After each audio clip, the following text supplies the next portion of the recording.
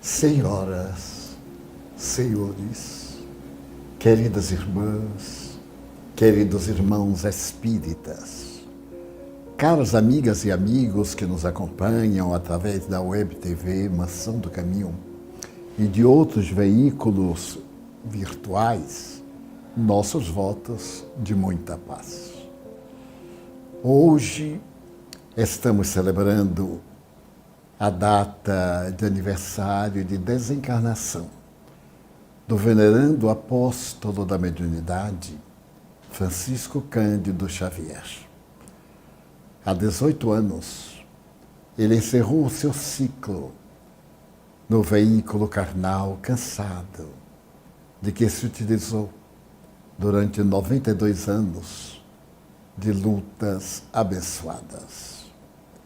Eu ainda me recordo de alguns detalhes que ficaram impregnados na minha alma. Eu me encontrava em atividades doutrinárias no Recife e havia terminado uma conferência logo depois, no momento em que nos preparávamos para o jantar. Uma das emissoras de rádio deu a notícia para nós, em primeira mão, da desencarnação do venerando apóstolo. Todos que ali nos encontrávamos sentimos uma dor peregrina e especial.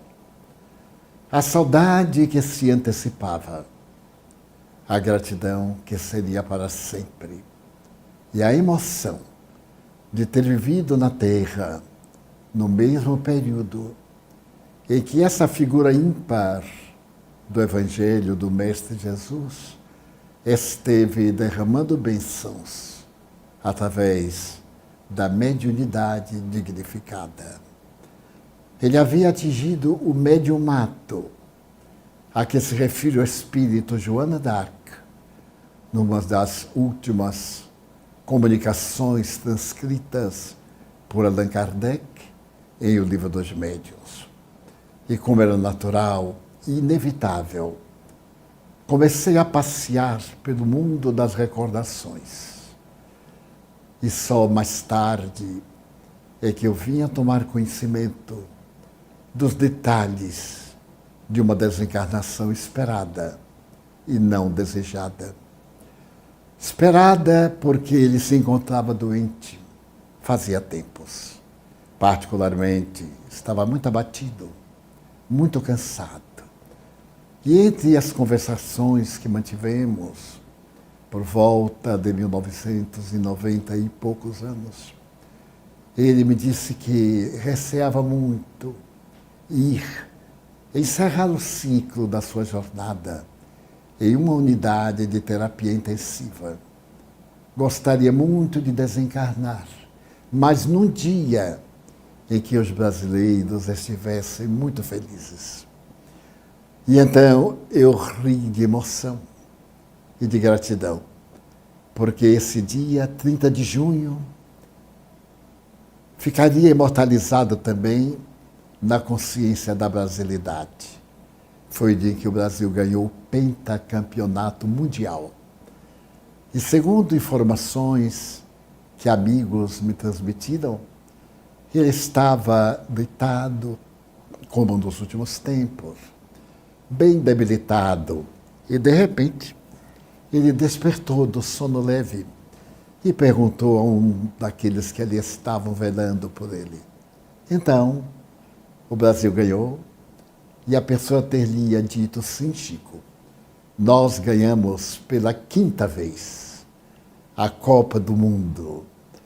Ele sorriu com a alegria dos brasileiros. Ouviam-se fogos de artifício, de júbilo. E então, segundo ainda me informaram, ele juntou as duas mãos, como lhe era tão habitual, e começou a balbuciar docemente: Pai nosso, que estais nos céus.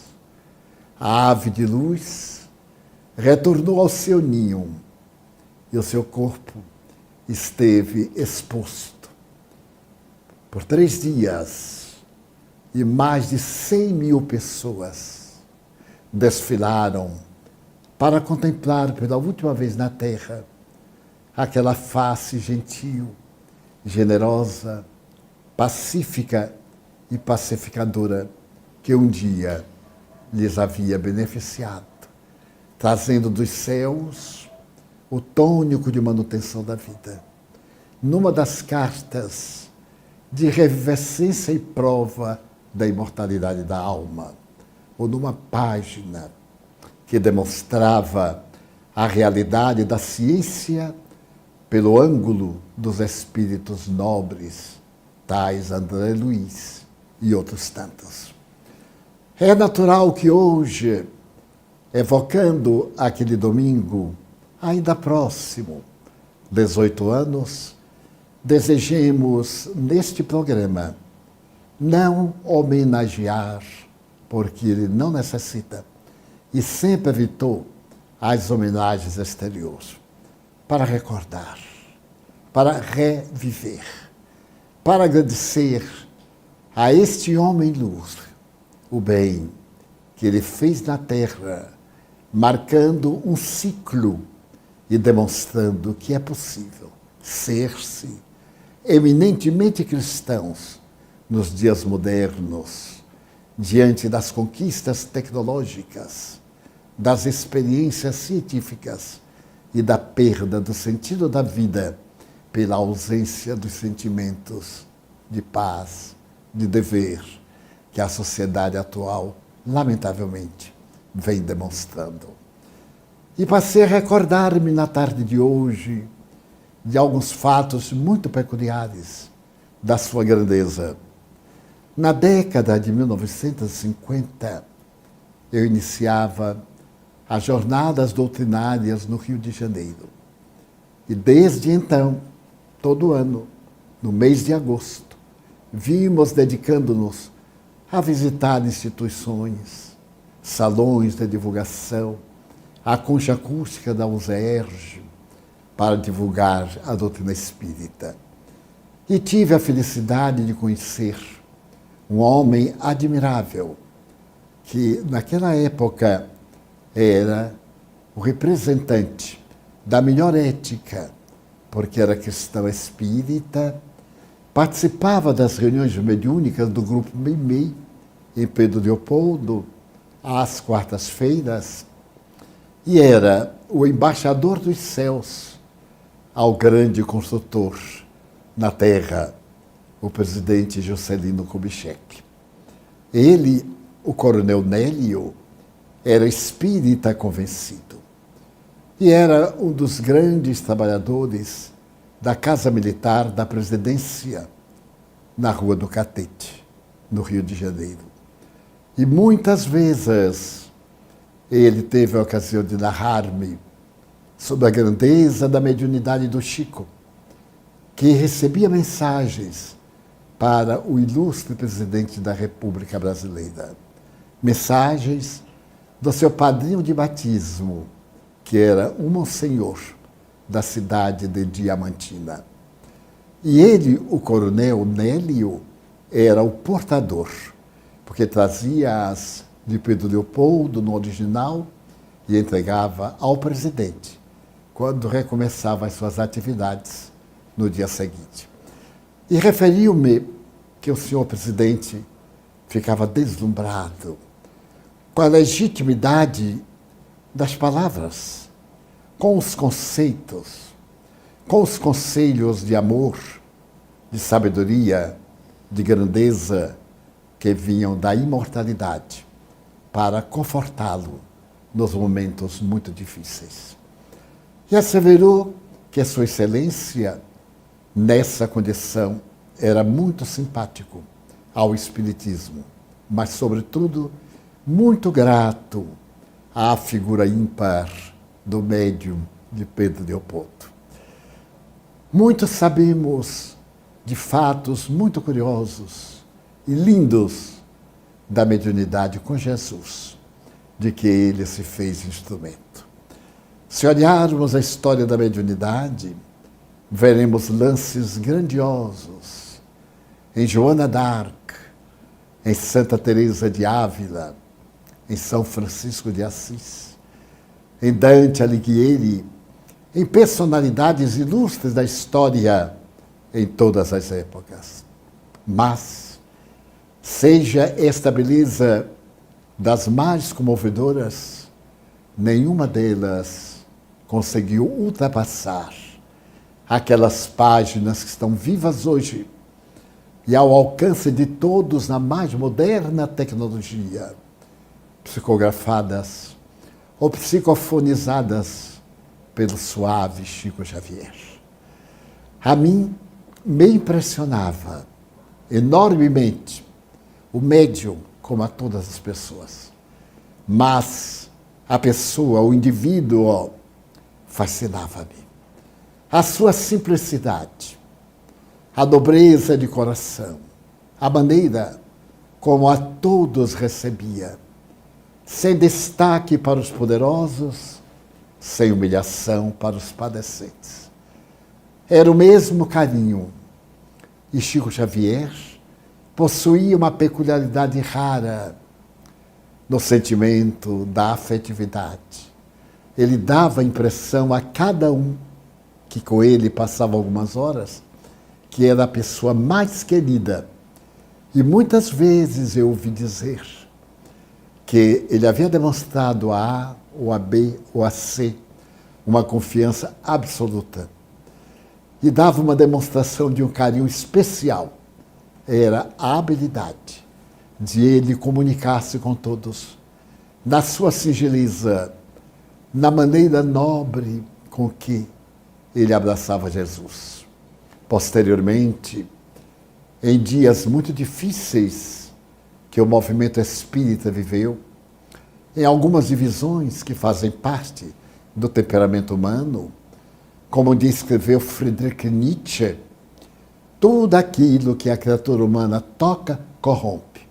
Sim, eu sei que é uma frase pessimista, negativa, mas eu me permito concordar que Nietzsche tinha razão, com as exceções perfeitamente compreensíveis. É da natureza humana tudo aquilo que ele chega ao alcance, como inevitável, adaptar ao seu modus vivendi, ao seu modus operandi, à sua forma de ser e dar, muitas vezes, diretrizes equivocadas pela falta do entendimento profundo. E então, Chico Xavier escreveu e falou-nos mais de uma vez. Estão querendo tirar Jesus do Espiritismo. Mas eu, na minha pequenez, quero dizer que na hora, quando tirarem o Espiritismo, quando tirarem do Espiritismo a figura de Jesus, eu sairei com ele. Eu acrescentei, Chico, o Consolador, veio exatamente para fazer que Jesus saísse dos recintos fechados, grandiosos, imponentes ou modestos, das catedrais e das igrejas, para abraçar as massas, os sofredores, aqueles de posição de destaque também pobre nas conquistas espirituais e que se encontram em toda parte. E notei que os seus olhos brilhavam de lágrimas quando ele disse: por que ainda esta implicância contra Jesus? E ele respondia: porque é muito fácil amar Jesus, propagar-lhe a figura, e muito difícil introjetá-lo, viver-lhe os ensinamentos, como bem poucos cristãos hão feito através da história. E desencarnou eminentemente cristão, dentro das linhas do espiritismo cristão, frase que tem dado margem a muitas discussões intelectuais, sociológicas e de pensadores que têm a sua própria maneira de interpretar o pensamento da doutrina. E recordo que Allan Kardec disse de uma maneira muito clara: a mediunidade tem que ser exercida cristãmente. Equivale dizer gratuitamente, com abnegação. E ele deu provas disso inúmeras vezes, desde aquela que se tornou célebre, quando um grande companheiro de lutas, que hoje tem o pseudônimo de Irmão Jacó, e que escreveu o livro Voltei, Federico Figner, quando ele desencarnou, deixou em testamento uma importância expressiva na época para Chico Xavier.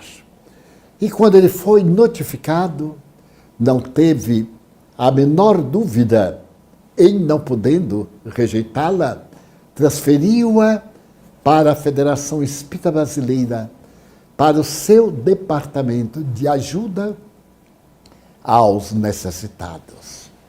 Porque a FEB mantém esse departamento de assistência social, de caridade, desde os primórdios do seu trabalho.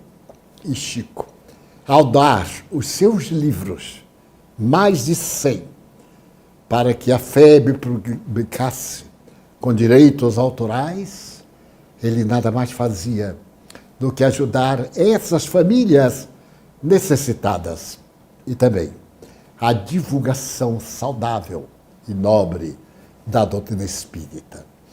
Então era isso que me impactava naquele homem que se tornou célebre e que mais tarde, perseguido pela intolerância de alguns bolsões religiosos e periódicos da grande dominação de Assis Chateaubriand, disse aos repórteres, na humildade do Centro Espírita Luiz Gonzaga, quando foi indagado, qual é a sua opinião a respeito de Amaury Pena? Para quem não sabe, Amaury Pena era um jovem obsidiado, sobrinho do Chico, filho de uma das suas irmãs, que morava na cidade de Sabará, em Minas Gerais. Portador de uma mediunidade que estava, por enquanto, dominada por entidades perversas. O professor Rubens Romanelli tentou muitas vezes orientar o jovem aturdido, mas ele era muito inquieto e tinha as suas dificuldades. A bondade de Chico, quase que insuperável, sempre o apoiou, dando-lhe carinho, ternura, albergando-o. Mas circunstâncias que não vêm aqui ser discutidas, ele se permitiu seduzir por uma personalidade da Igreja Católica naquela época, adversário terrível do Espiritismo, e então fez declarações mentirosas, caluniosas ao seu tio, como hoje também fazem a outros médiuns, a outros indivíduos, se comprazem em persegui-los, sem os conhecer, sem nunca os terem visto de perto, tê-los examinado na sua área de serviço, deduzem, claro, através da óptica da sua própria maneira de ver as coisas. E mais do que isso, vendeu o seu tio ao padre Koppenbluch, recentemente desencarnado como bispo da cidade de Novo Hamburgo.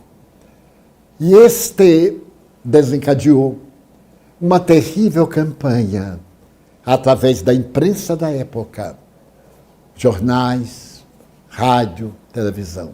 E eu me encontrava, digamos que por casualidade ou fatalidade, em Pedro Leopoldo, na noite em que o Frei Koppenbluch foi ao centro para poder desmascarar o médium.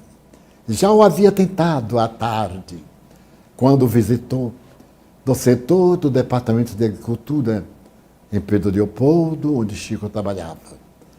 E ele narrava isto com uma alegria muito grande.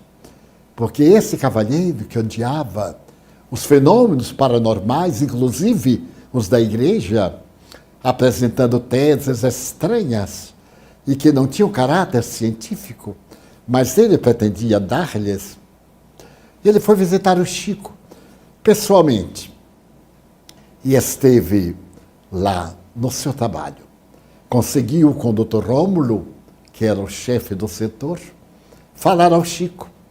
E em determinado momento, ele ficou olhando para Chico com uma intensidade muito grande. E contou-me ainda, o venerando médium, que o benfeitor Emmanuel lhe disse: Chico, ele está tentando hipnotizá-lo.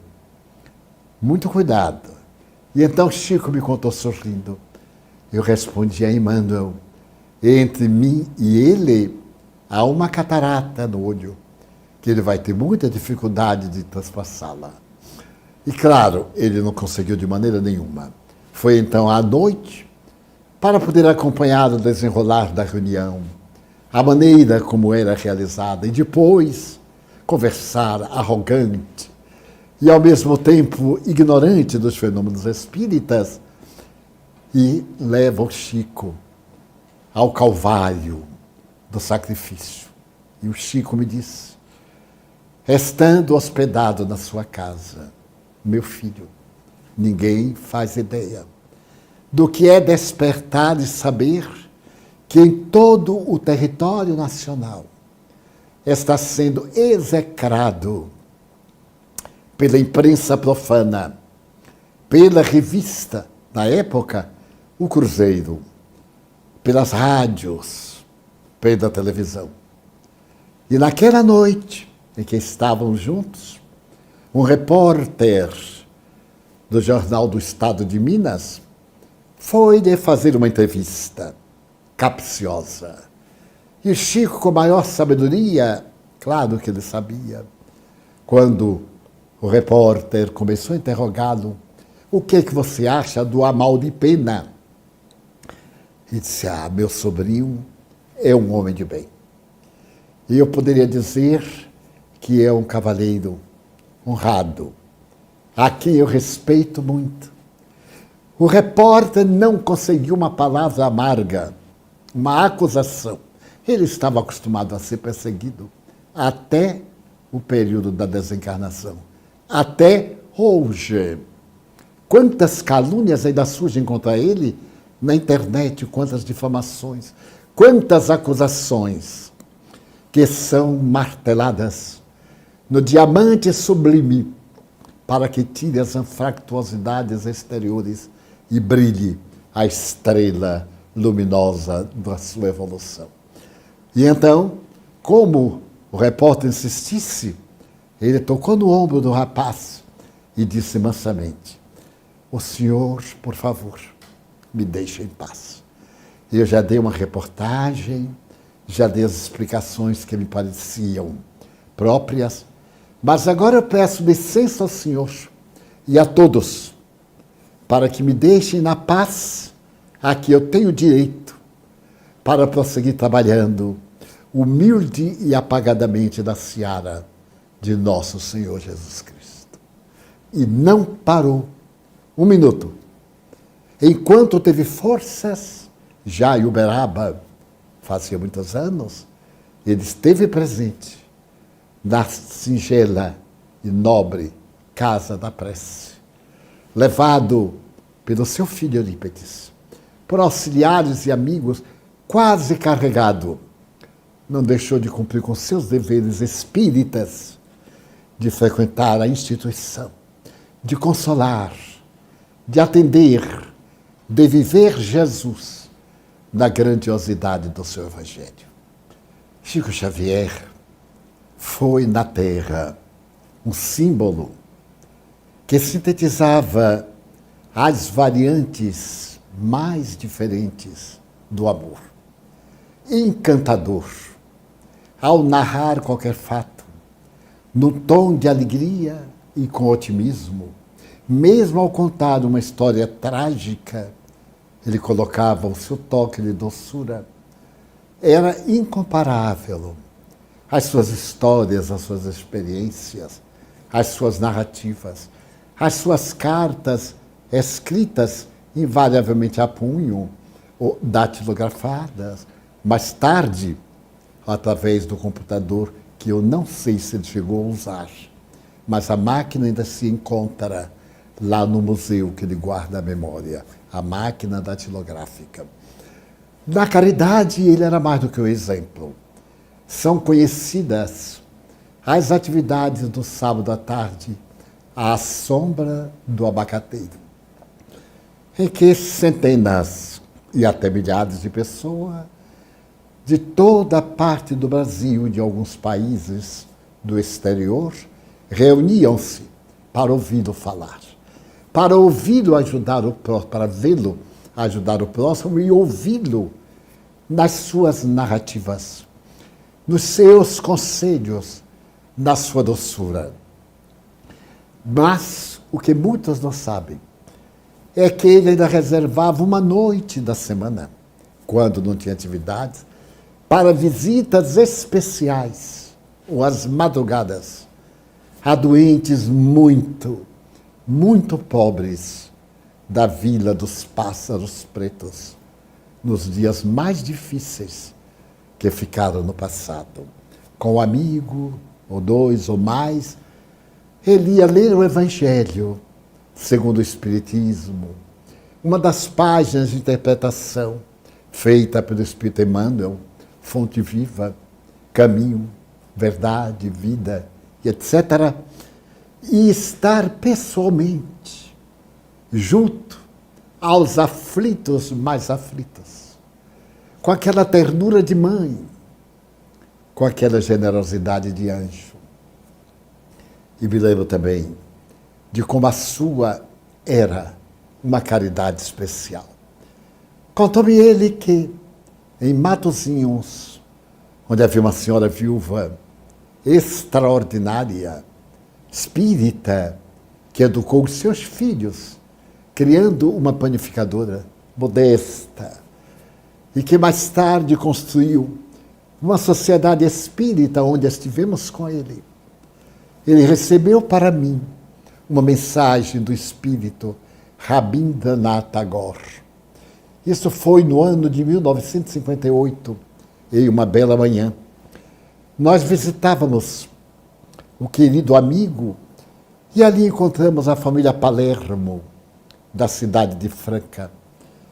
E então ele pediu para nós irmos, naquela sexta-feira pela manhã, visitar Matozinhos, o anjo, aquela senhora bondosa, que era um exemplo. Mas então, ao nos sentarmos, ele pediu para ler o Evangelho, fazer uma prece, e pediu um pedaço de papel, porque estava vindo do Espírito, que ele queria ditar uma mensagem. Ele disse, é um espírito com uma radiosidade muito bela, ímpar na sua grandeza. E então, foi apanhado um caderno, e depois da prece, de uma leitura evangélica, ele sentou-se e escreveu um poema firmado por Rabindranath Tagore, que mandou para mim, dizendo que podia publicar o livro que houvera psicografado por intermédio desde os anos 50 anteriormente. Desculpe. Foi uma surpresa, porque ninguém sabia que eu estava psicografando esse nobre espírito da Índia, que escreveu mais de 1000 poemas e que é o autor do hino nacional da Índia. E que foi ele quem deu ao querido Mohandas Karamchand o nobre título de Mahatma, pai da pátria, anjo tutelar. Então eu fui tomado de uma emoção muito grande quando li a página que hoje está transcrita em fotocópia no livro Filigranas de Luz, publicado pelos anos 60. Então, nós estivemos ali e ele nos contou algo muito interessante, de um lugarcito entre Pedro Leopoldo e Matosinhos. Esse lugarzinho ofereceu histórias lindas de caridade a Chico. A história de uma veneranda avó e sua neta, cuja página da imortalidade está da obra apresentada pelo Arnaldo Rocha, resultado das reuniões mediúnicas do Grupo Mimei. E Arnaldo fez 2 livros. Num deles está a mensagem veneranda desta mulher que oportunamente pertenceu à corte de Carlos II na Espanha e cometeu tremendas arbitrariedades com sua filha. E agora estava reencarnada na condição de neta, numa situação deplorável de deformidade orgânica, de decomposição física. E ele é uma das pessoas que amparavam. Mas também nos falou de 2 senhoras afrodescendentes, analfabetas, e que iam às reuniões, às sextas-feiras, lá do Luiz Gonzaga. Elas eram tão pobres, tão modestas e tão ricas, que vinham de pés descalços pela estrada até a entrada de Pedro Leopoldo, em torno da qual passa um riacho. E ali lavavam os pés, calçavam o sapato, para poder entrarem bem apresentadas entre aqueles que frequentavam Luiz Gonzaga. E havia entre eles uma ternura imensa, um carinho. E um dia o Dr. Bezerra de Menezes escreveu uma mensagem para elas, porque elas eram dedicadas, na sua pobreza, quase miséria, a atender e a proteger pessoas. Naquele tempo havia os andarilhos, as pessoas que por uma ou outra razão abandonavam a sociedade e saíam em peregrinação pelo mundo, caminhando sem destino. E então elas albergaram o Senhor, acompanharam-no, socorreram, e ele desencarnou. A vizinhança, que não gostava das 2, criou problemas e notificou à polícia que talvez elas fossem feiticeiras. Mas não havia como demonstrá-lo. Não havia em sua casa qualquer objeto de culto, qualquer demonstração que as levasse a uma situação dessas. E elas comunicaram ao Chico. Dr. Bezerra deu-lhes uma mensagem lindíssima sobre a caridade, porque elas tinham a casa grande em que moravam. E então ele disse: não temam, agora abram as portas e as janelas para que o amor saia e recolha nas ruas, nas estradas da periferia, os necessitados dos albergues. Então elas não sabiam ler, Chico leu, explicou. Elas voltaram exuberantes e no dia seguinte deixaram as janelas e as portas realmente abertas. Arrancaram-nas para poder servir de lenha para o inverno muito rigoroso na região e atender os necessitados. Então recolheram uma criança abandonada que havia sido devorada uma parte pelos porcos na rua, no desamparo, e que também morreram. E então elas foram novamente levadas à polícia. E então o Dr. Bezerra escreveu nisso uma carta memorável e na qual colocou esta frase: quando a caridade é muito discutida, o socorro chega tarde.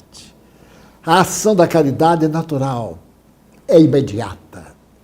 Não discutamos quando formos fazer a caridade. De que maneira vamos fazer? Construir um edifício magnífico.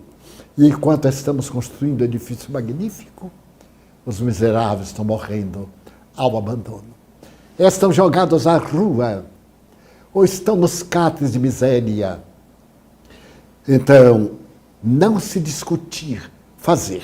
E o doutor Bezerra contou ao Chico, que a Mimi contou, a razão por que a caridade não podia ser discutida. Certa noite em Moscou, o venerando apóstolo do Brasil disse ao médium: duas damas da nobreza estavam assistindo uma peça de Boris Godunov. E no fim da peça, o personagem sofre muito e elas se comoveram até as lágrimas. Mas terminada a peça, elas saíram. E quando saíram à porta do teatro, estava caído no local da bilheteria uma pessoa que estava tiritando de frio. Uma delas, emotiva e emocionada, tirou o casaco de peles, valioso, e foi entregá-lo. Mas a outra disse: que é isto? Esse casaco vale uma fortuna. Não faça isto, não vai melhorar em nada o doente. Vamos para casa. E quando chegarmos lá, nós mandaremos um lacaio trazer peças confortáveis, um agasalho digno, cobertores, trazer também um chá quente, qualquer coisa. E deteve o gesto da outra. E foram para casa. Quando chegaram em casa, tomaram do samovar, beneficiaram-se do calor da grande propriedade e foram deitar-se. Mas aquela que teve o gesto de doar o casaco de peles, ao despertar, lembrou-se, porque nevara, tudo estava coberto de gelo. E emocionada, ela se lembrou daquela pessoa que estava sob o mármore sem nenhuma proteção. Correu, chamou um auxiliar e procurou mandar-lhe alguma roupa própria, cobertor de lã, alguma coisa quente. Por favor. A carruagem veio, levou o lacaio, mas quando ele chegou lá, soube que a pessoa havia morrido congelada naquela noite. Enquanto se discutiu a caridade, o necessitado morreu. Ah, miséria! Graças a essa frase, nós construímos aqui na cidade do Salvador, nos pântanos do Uruguai, a Casa de Jesus. Antes de Madre Teresa construir em Calcutá o Morredouro. Qual era a finalidade da Casa de Jesus? Recolher nas ruas aqueles que dormiam sob as marquises, na estação ferroviária, à porta do Centro 7 de Saúde. E então construímos uma casa muito modesta, dentro dos pântanos. Era alcançada por uma ponte pêssil. E até hoje ainda a região é muito empobrecida, apesar de muitas melhoras que experimentou. E mandamos escrever a frase, colocamos Casa de Jesus e lá dentro uma placa: quando a caridade é muito discutida, o socorro chega à tarde.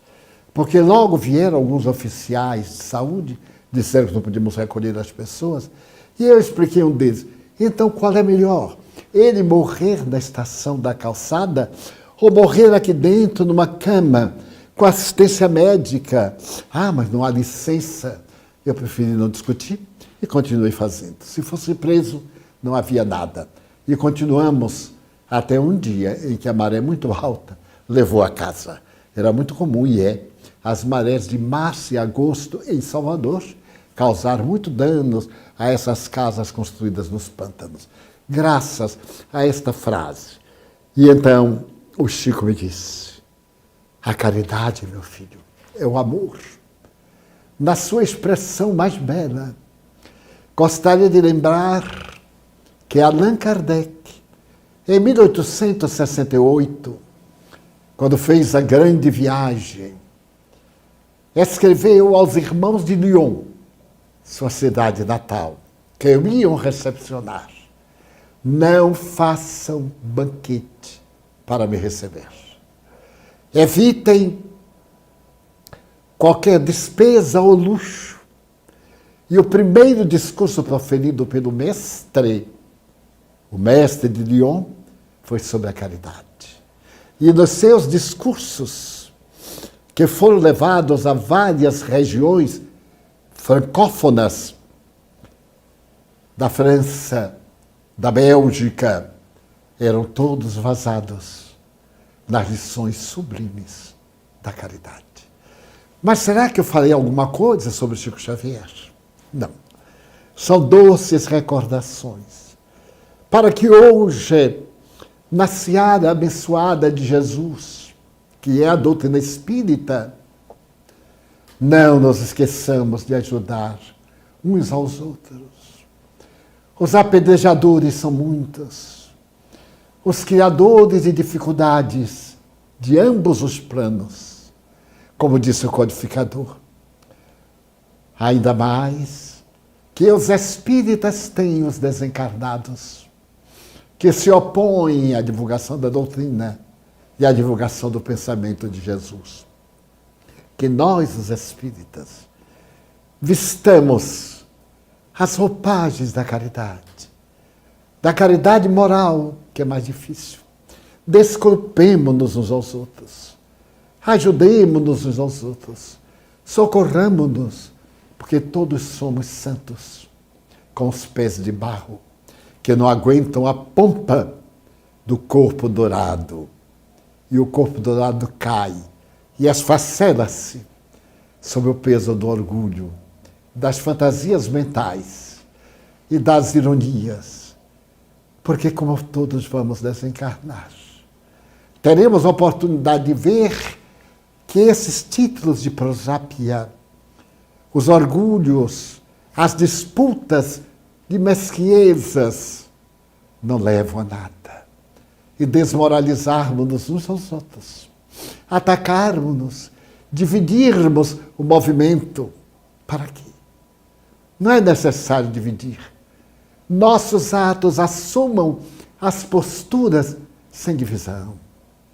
Aceitemos todos os irmãos, sem os classificar, sem desapontar o dedo, sem termos a aparência presunçosa de que estamos socorrendo.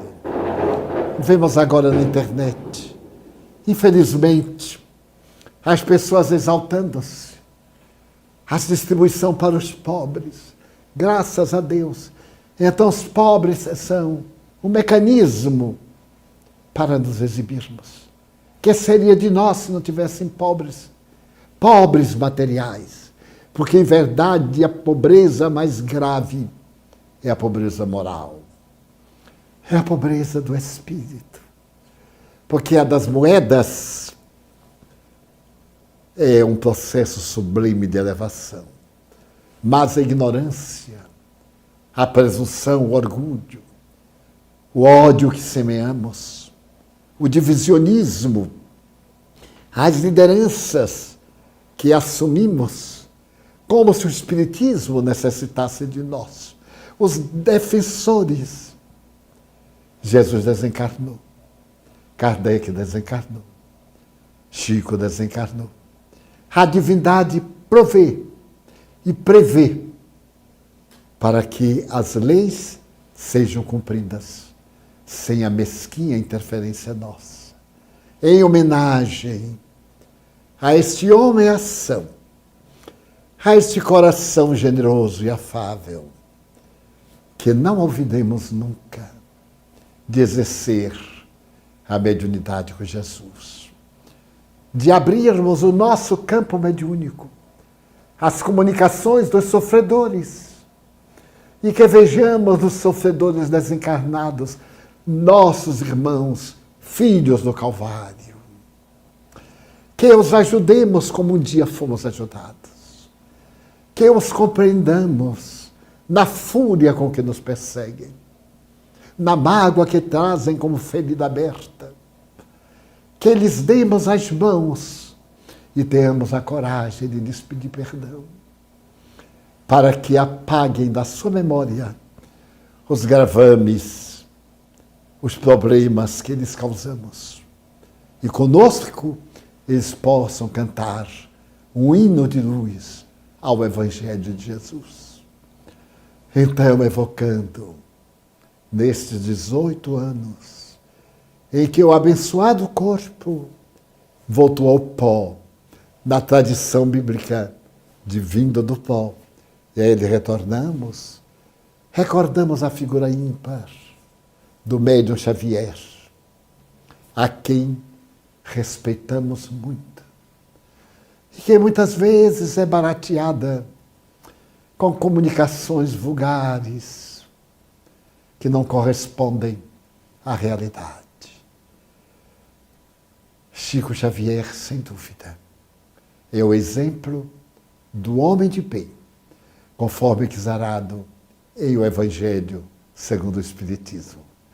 E é aquele espírita que estava sendo melhor cada dia, à frente, melhor do que no dia anterior, e lutando contra as imperfeições, porque era também humano. O seu passado traz muitas necessidades evolutivas, e por isso veio ter conosco, para nos ensinar a chegar mais rapidamente ao Senhor da vida. Nestes dias muito difíceis, tenhamos a ternura imensa de ajudar os nossos irmãos de sofrimento. Nesta hora de pandemia virótica, de pandemia moral, seja a nossa terapêutica à luz da caridade espiritual, à luz da compreensão fraterna e o esparzir do amor, como quem, tomando conta de um campo, semeia e semeia, sem preocupar-se com o resultado da ensementação. Onde quer que tu estejas, Chico abençoado, roga a Deus por nós, para que tenhamos forças de chegar ao termo da jornada em paz de consciência, com as mãos limpas de perseguição, de ódio, de pedras, e com o ser transformado num grande coração, como tu o és, foste e serás sempre. Muito obrigado.